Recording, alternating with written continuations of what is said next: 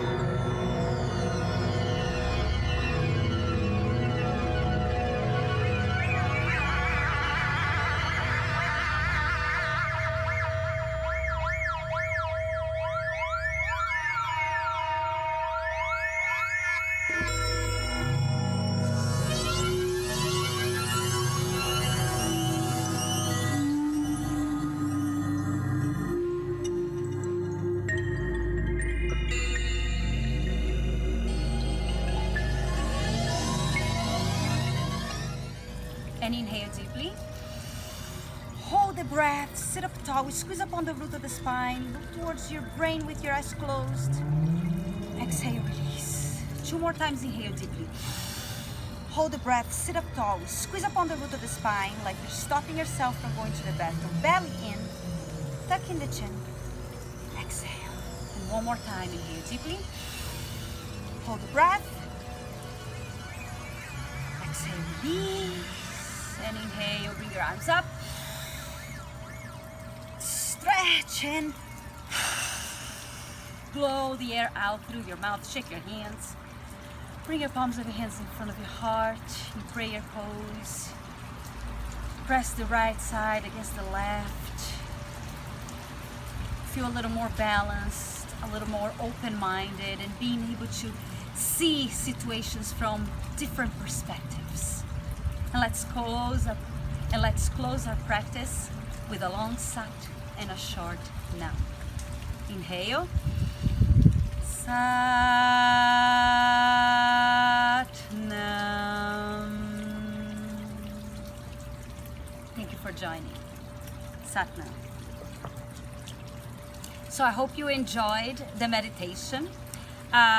Yogi Bhajan recommends us to start with 3 minutes on each side. 3 minutes figuring out which side you are more open, and another 3 minutes to switch, and build it up to 30 to 31 minutes on this back and forward switching mode.